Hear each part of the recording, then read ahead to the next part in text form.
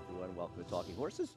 Keisha Courtney and Andy Serling on a beautiful day. Yeah. But because of the remnants of, I don't know what that storm was yesterday, but it was a big one, and we're off the turf today, unfortunately. Yeah, I had gone to my parents' house in Connecticut, and what usually should take like an hour 30, hour 45, took me about nearly 2.5 hours to get in yesterday because it poured the entire way. And we knew you were going to do it. It was only a matter of time. It was when you were back in the host chair.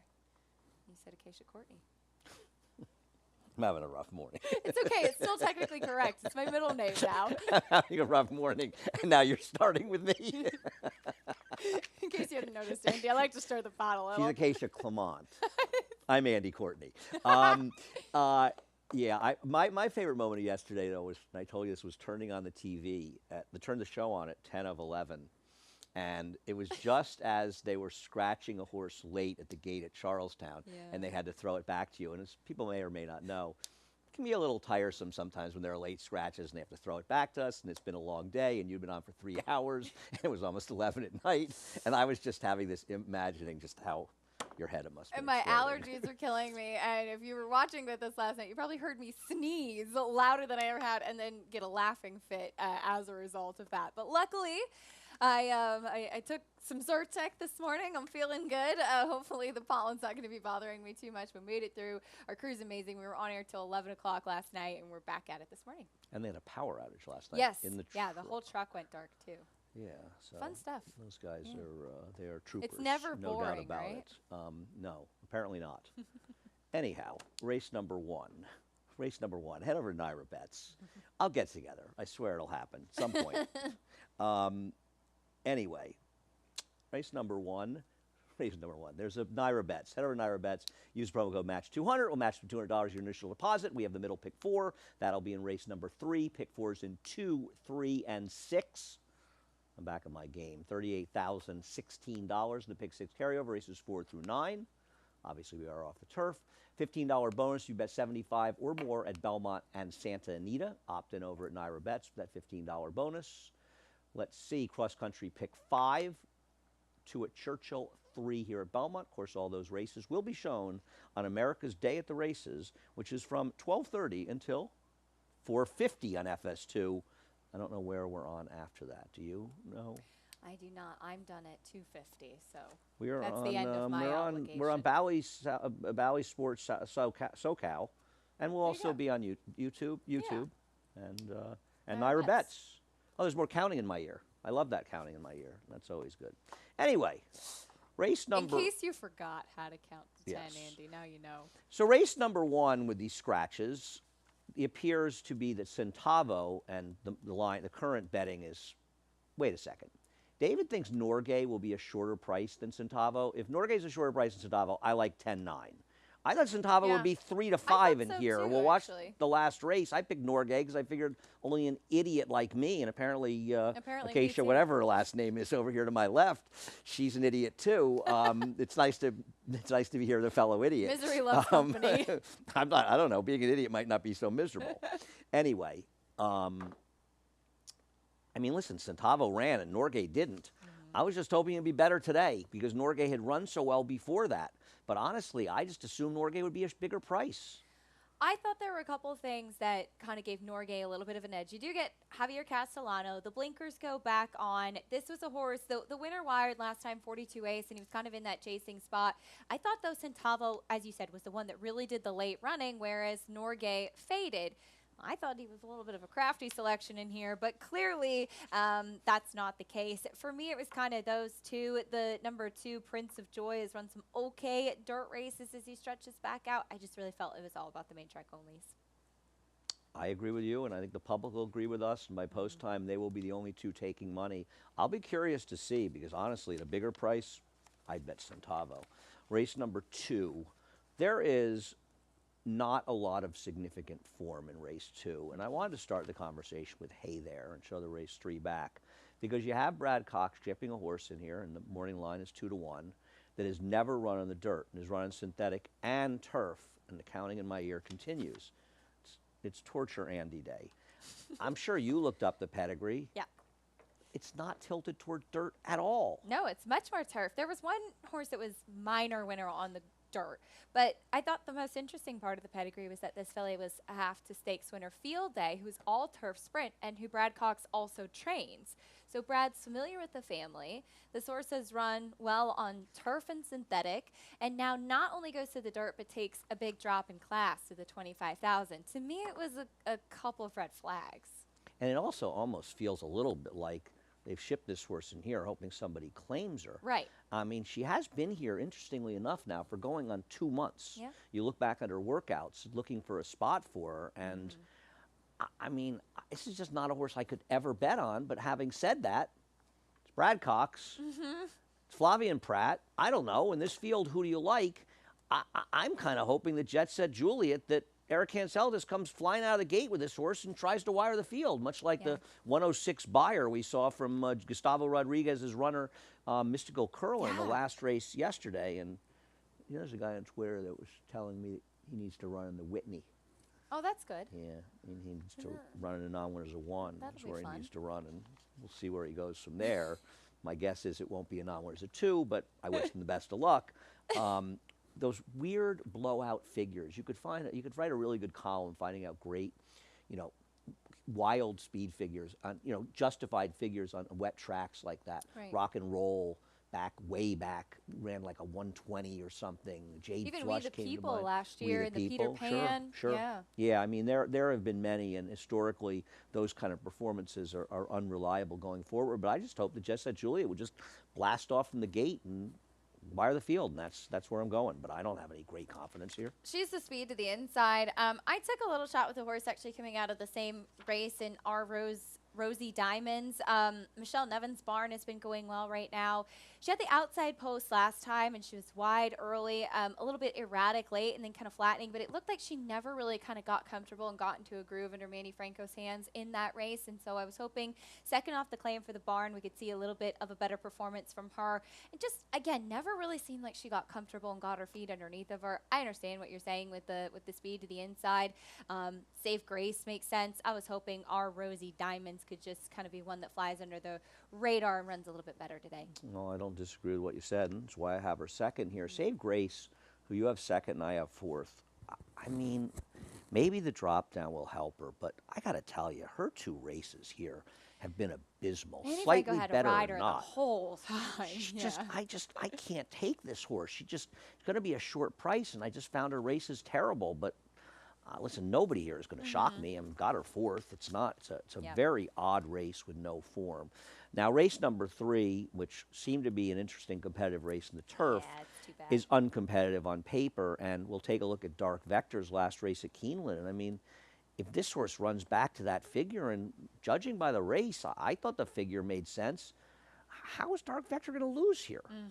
Dark Vector, who's actually run well on all 3 surfaces, both on the turf and Tapeta down in Florida, second behind Carl Spackler on the grass. And then last time actually broke pretty well and seemed kind of to drag Luis Saez up to the front. That's him in the pink silks up there, and then just got a little bit leg weary late and got run down. But I thought kind of making that early middle move after chasing a long shot early might have cost him a bit. I just think with what he's going to face in here, he seems to completely lay over this field. Yeah, I agree. I mean, I had thought Fast Book to Sky, like a lot of people. I wasn't here last time, but it was even money. Had run actually sort of some interesting race on the dirt. I liked him today. Well. Yeah, I was gonna pick him. I don't know. Maybe Venge will improve a little bit, second off a layoff. But you're talking about an extremely short price that is a very likely winner of today's third race. Race number 4 kicks off that pick 6 carryover of $38,016, and was an interesting race on the turf. And there it is. Thank you guys for that.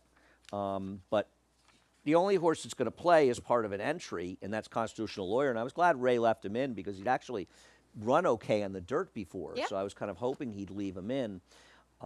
Let's start the conversation with Looney Sema. And I'm aware of what I was just told in my ear. Here's Looney Sema 2 back winning, and I don't think you're going to be dealing. I mean, right now the track is harrowed and listed as muddy or good. What is it? Muddy. Muddy. But I got a feeling it's going to be good to fast by the time we get to these races. A nice day, nice a and little warm bit of today. a breeze, right? I think he's the horse in some ways to beat. I worry a little bit about a 1.16 and he's a very tricky horse to ride. I know Eric rode him very well here, but you got to time his move right. You really do. And he was wide last time. He was just kind of that grinding style, trying to get up for second, and he just ended up kind of flattening. I agree. I've always felt a little bit less distance, like the 7/8 to a mile is really what's best for him. But again, Peter Walder's one of those trainers that's very crafty with main track onlys as well, much like we see with Linda Rice. He's good about looking at what horses could potentially fit in the entry box and try to take advantage. So Looney Sema makes sense.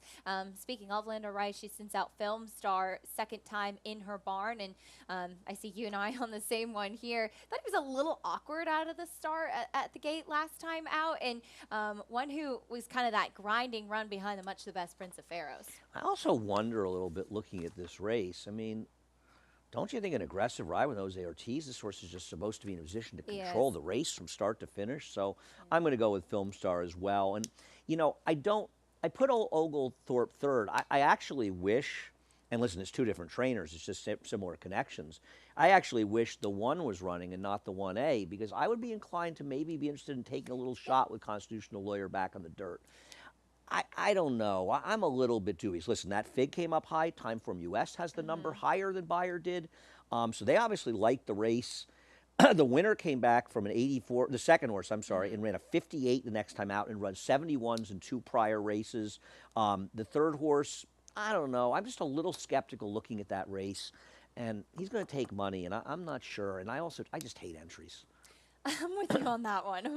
The one thing I think is really interesting about Oglethorpe is too, and you could see it in that replay, he moves like a turf horse. And I can understand why they were running him on the grass towards the beginning. And it was almost kind of a, well, let's try him on the dirt, see what happens. And he ran and won, was able to run that horse down. I agree. I don't think he was beating much that day. I don't know. For me, he was a horse that I didn't really know what to do with him in here. I thought off of that last win, he could make some sense. I certainly don't trust him in this spot. The 10 Complete Agenda is kind of that late running type. I just feel like this might be a little short for him given what he's been running recently. I just thought there were better horses than him in the race that would be more forwardly placed, but we'll see how it plays out in race number 4. Race number 5, actuals, a rare scheduled dirt race in race number 5. Let me just see something in the replays. Hang on a second. Talk about Backring Luck, who I have third and you have on top. Drop in class coming in from Oaklawn. This one, I thought last time out, he did have to kind of wait for room in that spot. And then once he got stuck, it just really didn't kick on after that. But sometimes horses that just aren't really up to that level. I thought his race 2 starts back at Oaklawn was strong. Drops in class coming in here just kind of made sense. And he has some positional speed as well. I wish I could figure out David Jacobson anyway. I could never figure out when he was here Which before. ones? I can't figure out now what's going on, and I obviously won't be surprised if he wins. I struggled in this race, and I struggled to find replays.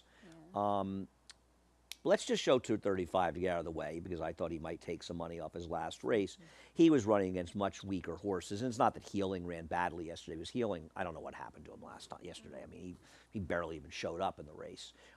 He was third by default in there, a distant third, at a very, very short price, and understandably so. I just didn't trust his overall form and thought this race was better, but he's also 6-1 in the line. So and he is the horse, as you can see, he's the 6 on the front. And he has the tendency to drift in the stretch, and that's typical of 235. And he was drifting pretty significantly last time out, and I think he was just lucky that he was at a level where he was clear from the rest of those horses. So, business model is 6-5 morning line. Did you see this coming? I'm guessing it's the drop in class. Well, yeah. And, he's, and the pedigree. I'm thinking it's the drop in class. Yeah. But he's a half to Madureya. do we really? Well, Madureya is not telling her friends about that. I don't want to talk Speaking about of that. We the People, right? Mine. We the People who. Speaking of We the People, yeah, the company lines with We the People, Skippy Longstocking, Wolfie Steinigos, the horses he's been facing recently. But Brendan Walsh shipping this horse in here, dropping it 6-5. I thought Tyler Gaffalione needed an oxygen tank after that last race too. He had to work on him the whole time. He's one of those horses that, as Richie McLeary likes to say, a bicycle horse. Yeah, his form seems to have declined precipitously, and that's why they're dropping him and trying to find the right spot.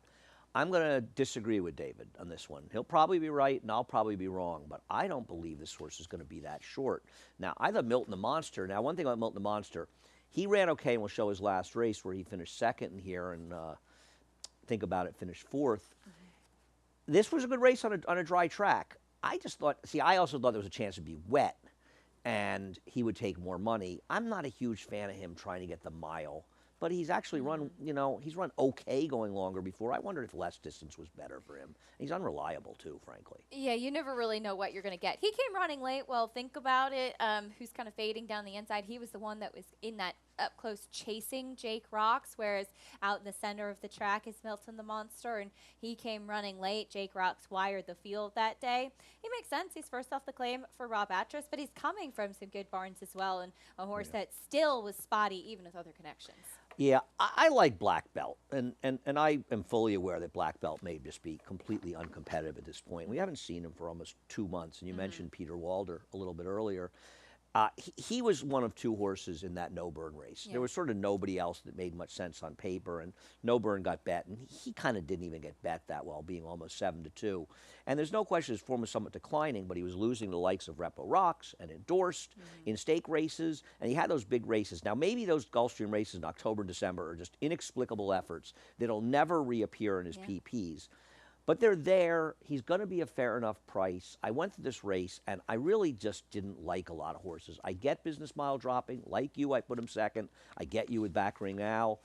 But I thought, I'm going to try to get this guy to wake up here and get back to those better races, getting into at least a more reasonable spot. But maybe those 2 races just never really happened in reality. Yeah, are you concerned that since he's come back to New York, his figures have gone in the opposite direction? I'm concerned about everything. But it's almost, but the only thing is that, if you just X out those 2 big figs, or you just put a box through them, all he is a mid-70s figure at best. And, okay, it was a good sealed track, and by that point it was basically close to muddy or sloppy.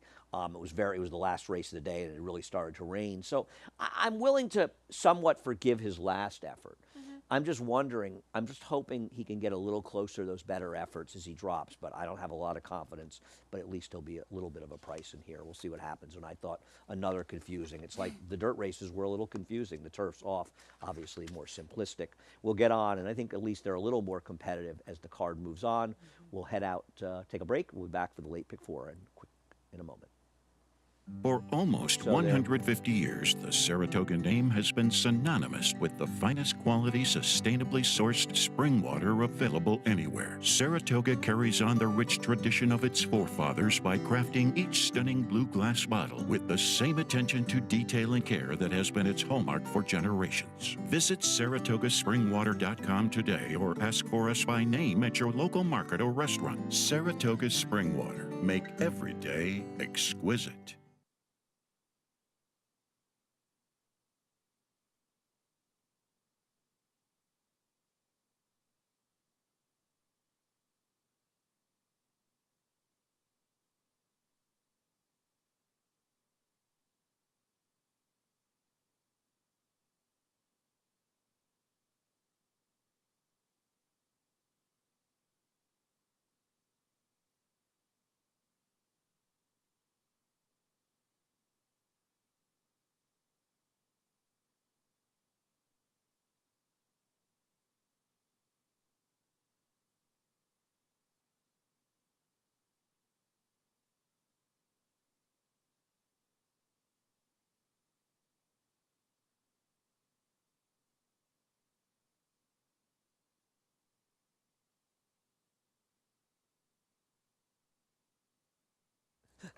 We're back. Acacia Clement and Andy Serling. We are off the turf of the 6th, but we do have a big field. We do have a big field. We have an 11-horse field, so there's that.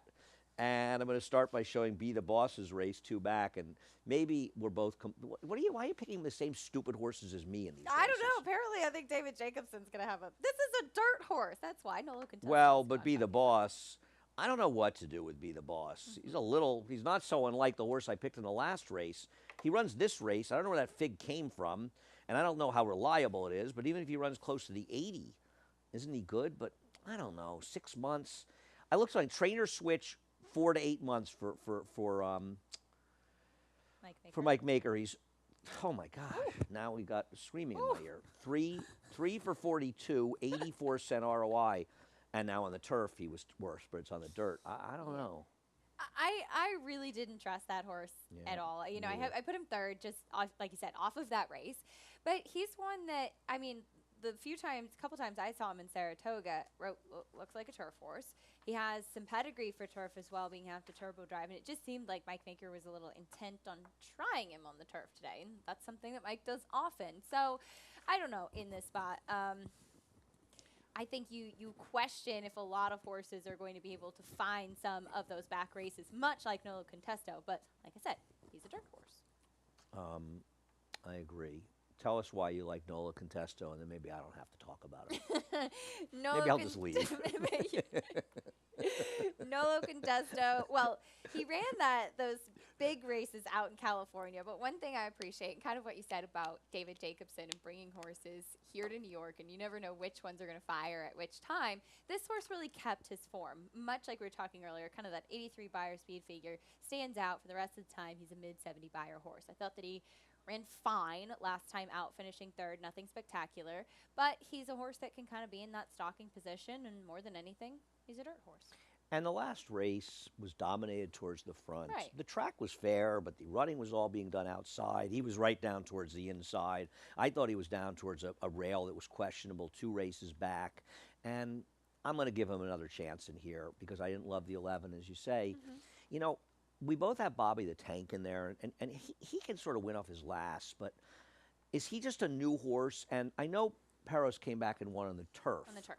But Thunder, the horse who ran third in there, does not exactly have exciting PPs. Isn't he Right. another Jacobson horse? He's one of So those, cast-off synthetic horse? I think he's a kind of proverbial maiden, consistent maiden type. Yeah, I'm not sold on his last race, but I was a little interested in Starry Night on both turf and dirt in this race.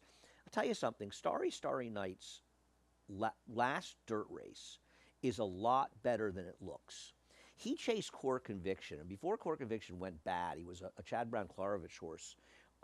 He looked like a stakes horse. In fact, he was favored stake. He didn't make the lead, and he's a horse who needs to lead, but he was involved in some very fast paces. And this horse was chasing him in that race, and while he finished behind, it's not like his 65 Beyer was that bad, especially relative to these, and the time form US figure, not surprisingly, a lot better. So maybe Michelle is just thinking, you know what, I want to give him a start, and I'll get him on the turf, and I'd rather on the turf. And he seems to be a better turf horse. But that one dirt race was very interesting to me, and I actually flirted with putting him on top, thinking if they run him on the dirt, maybe it's a positive, or maybe it's just a question of getting a race into him. But I'm going to use this horse. I think he's a little bit interesting here because there's a lot of horses near that I simply don't want. Yeah, and the pedigree, as far as Starry Night does go on the bottom side, it actually is much more inclined to dirt. The sibling was a dirt horse, 5-time dirt winner. The Daniel Stakes place, she was on the dirt. She never won on the turf. It just seemed like maybe this horse had an easier time, and he is one of those kind of like floaty movers that we talk about that seems to get over the turf very well. But maybe I thought he can do either. Yeah, his one dirt race. We should talk about the 12 more than work. Because he's going to take money in this race, and obviously is a little bit interesting.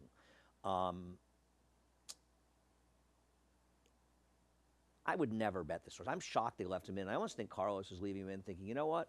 He's never been on the dirt. He's an outwork. Let me leave him on the dirt, see if he can do anything, and gives us options going forward. Who knows when we're going to have a chance to run him on the turf again. So I'll run him in here, and we appreciate him keeping him in. But he's going to take money in here, and he's going to be an underlay.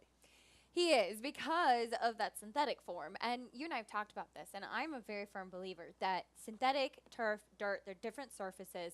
Horses that are sometimes turf horses, not always, but often, I think, can get over a synthetic track relatively easily in the way that they're built, in the way that sometimes a synthetic track will play. If they're a dirt horse, sometimes it doesn't necessarily translate as much to the synthetic. So I'm very wary of taking horses that are ones that have run well on synthetic on the dirt. And Brad Cox made no attempt to run this horse on the dirt. Yeah. And he was at tracks before Turfway, you know, and it feels like he went to Turfway because he didn't feel he had a horse that was really suited to the dirt and running in the winter.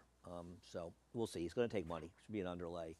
And now Greg Wolf's making fun of us? He says we look like St. Patrick's Day. We are kind of matching. Paul Verderosa and I were matching last night. Does Greg not think I'm getting even? Or more than even? He's on the out air. You're on with Greg today. For 2.5 hours. Yeah. It's going to be very hard on Greg. Me and Sarah very, very hard on Greg. Okay, race number 7. Race number 7 is a terrific race. This is a fun one. We did lose. I thought Looney Song was a little bit interesting in here. And it does feel like there's some pace in this race. And I want to talk about song parody, and you've left the Clement horse completely out. This is because you're turning on your new family. I thought this horse was really interesting, and being that especially I think the track's going to be dry, I mean, this horse was on a fair racetrack first time out and ran a huge figure. Came back in the sloppy track. Lady Mine came back out of that race to win, and she's no superstar, but she justified the numbers, and Maple Leaf Mel in the slop the next time out, and things went wrong. Now, obviously, the concern for this horse is the abundance of possible speed. You've got speed from the 2, you've got speed from the 3, you've got speed from the 9. Where does it put this horse? Can she rate? I thought she was very dangerous. You want to tell us why you've left her out? Why you've betrayed your new family? I'm not betraying them. Christoph always tells me I should have an opinion, and this is my opinion. You do have an opinion. And I hope that I'm wrong. I hope that they win, absolutely. But I just don't trust her, to be completely honest.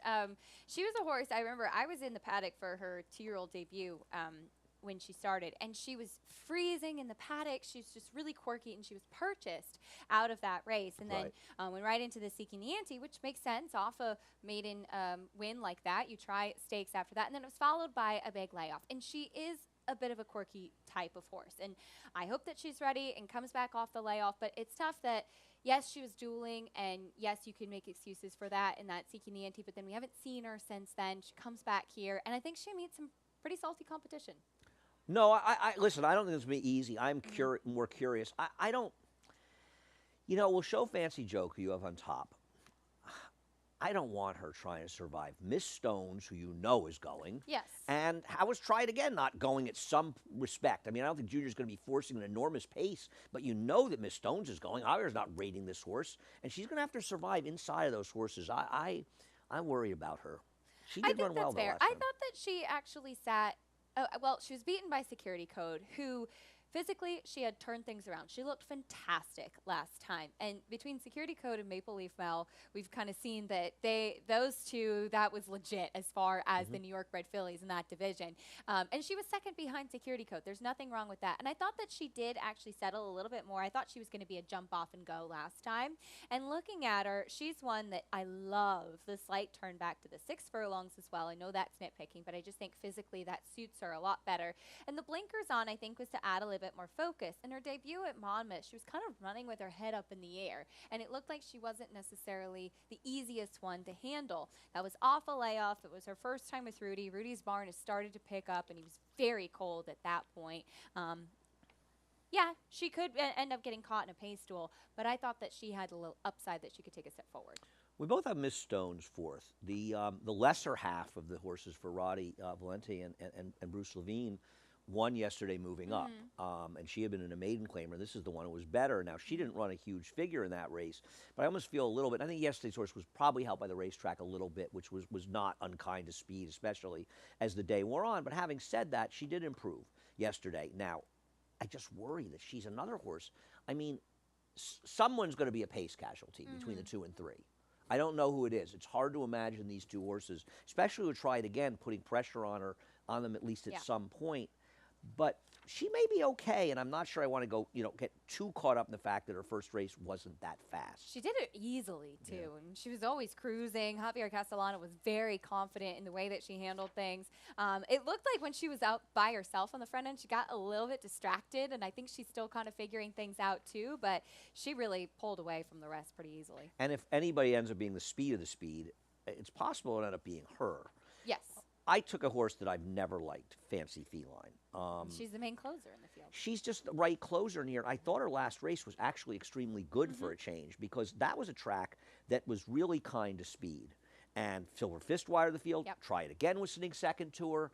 You look at how, there was a horse yesterday that, it's not Carbon, I don't. I was on from 8 to 11 p.m., so I can't be very The 4 who helpful ran third in that race was, you're not responsible for that. I thought her last race was good. She gets Joel Rosario. There figures to be some pace, and I liked her last race. I've never been a fan of this horse, but I thought today might be the right spot to take her. She was the only one making up significant ground last time.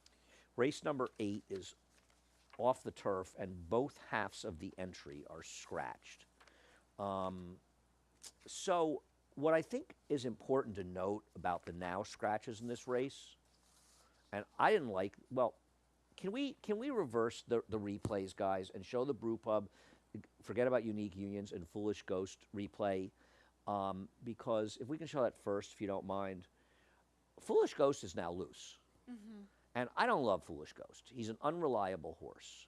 But doesn't the scratches with now both the 1A, I mean, we know St. Selby's coming out, I ran yesterday. Unique Unions coming out. Doesn't it create a situation where who's going to run with him?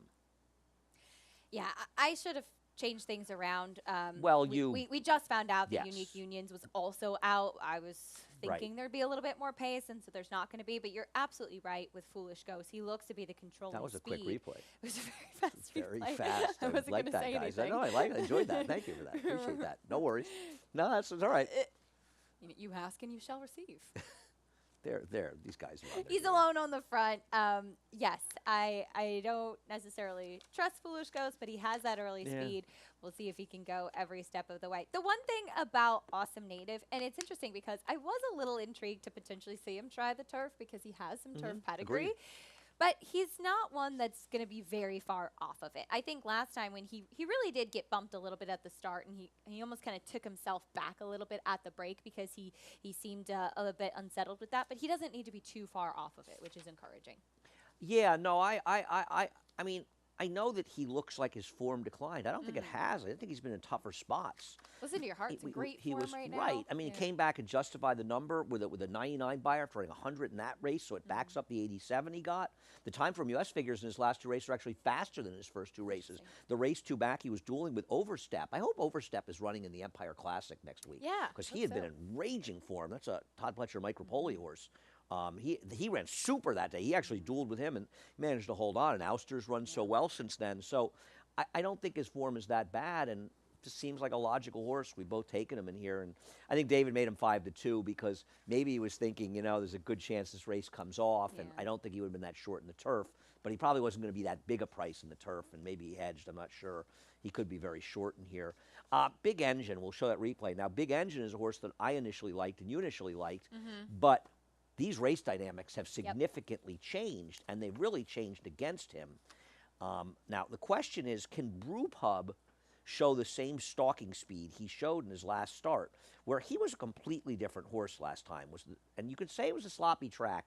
This horse improved for Rudy Brewpub, and I think he's dangerous, and maybe I should have had him a little bit higher. I don't know.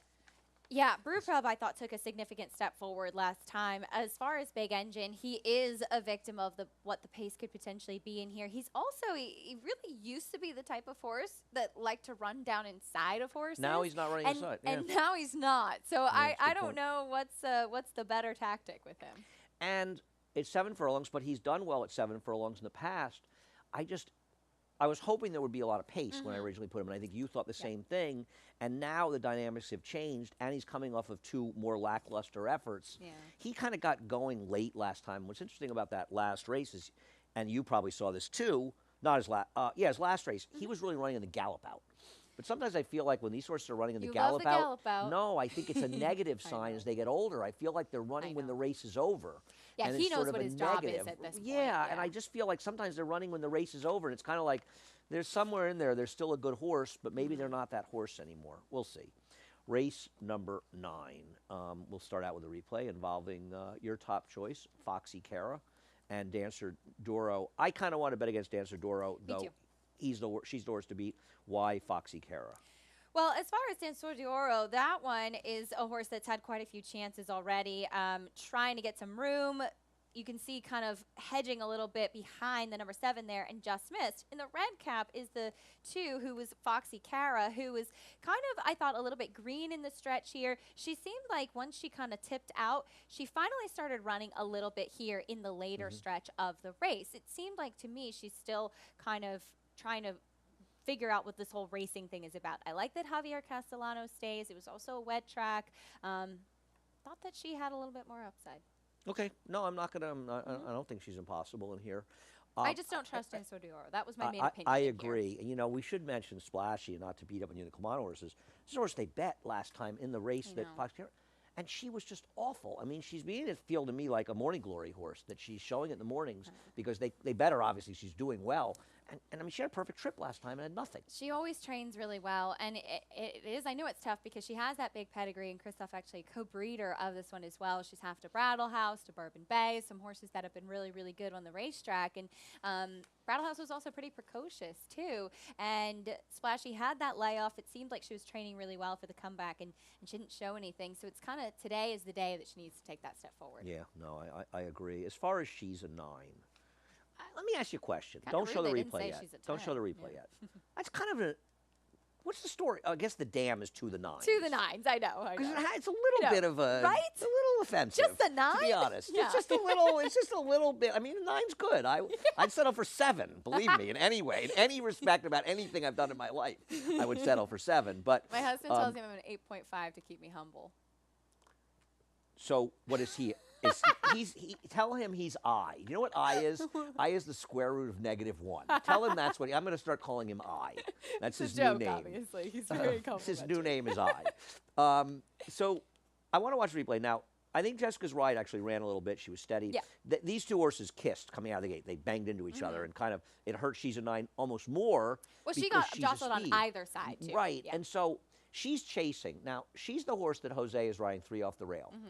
I mean, he just eased her into the stretch. I mean, I don't know what went wrong, but she's being eased, and that's Jessica's ride. And I wanted people to make sure they were clear that this horse was not ridden basically the last quarter of a mile for whatever reason. But Jose sticks on her. So it's not like Jose said, she can't run, I eased her because there's something, just something. So he's back. It's a fast track. I'm going to kind of hope that she's a runner, and Rob's horses have speed. She's got to come flying out of the gate, so I took her on top. I don't think she's going to be an 8-to-1 shot in this race. I think she's going to be a much shorter price, but I'm going to bet on her, and I'm going to hope she wires the field. Yeah, I agree. Well, this was fun. Yeah. I feel better now. Now I'm turning on Greg Wolf. Good. I'm turning on Greg Wolf. He said He's Greg's next dead for to me. him. He's Drama finished on to me. America's Day at the Races. I'm going to still start come. calling him by. I'm going to figure it out. I'm working on that. Oh, no. Anyway, head over to Naira Bets. If you're not a member of Naira Bets, Acacia Clement would like you to join Naira I Bets. would. Use the promo code MATCH200, and we'll match for $200 of your initial deposit. Head on over to Naira Bets. We'll be changing that. The Preakness is over, and of course, not have a Triple Crown try, but looking forward to that Belmont Stakes, and of course, we'll be talking much more about that as we go forward. A huge day of racing, regardless. Middle pick 4, race 3, 2, 3, and 6. What else do we have here? We have Greg a carryover. sent us a heart. Greg is done. I'm done with Greg. It's too late for Greg. Greg, it's too late. Races 4 through 9, $38,016 in the pick 6 carryover. I'll be discussing most of this with Greg Wolf on the show, by the way. You won't want to miss that. FS2. $15 bonus, $75 each on Belmont and Santa Anita. That's 75 or more, of course. $15 win or lose. And we got a cross-country Big 5, because what would a day be like without at least one cross-country Big 5? 2 at Churchill and 3 at Belmont. And, of course, all those races will be shown America's Day at the Races. Not, all of them, 12:30 to 4:50 on FS2. And you can continue for the last race here. I think Churchill and here, because Churchill is a 9-race card, and they're a little later. But we'll be on YouTube for the rest of that. And, well, as Bally Sports Southern SoCal. Well done. All right, we're done. Johnny I is just getting started. Have a great day. Good luck. For almost 150 years, the Saratoga name has been synonymous with the finest quality, sustainably sourced spring water available anywhere. Saratoga carries on the rich tradition of its forefathers by crafting each stunning blue glass bottle with the same attention to detail and care that has been its hallmark for generations. Visit SaratogaSpringwater.com today or ask for us by name at your local market or restaurant. Saratoga Spring Water. Make every day exquisite.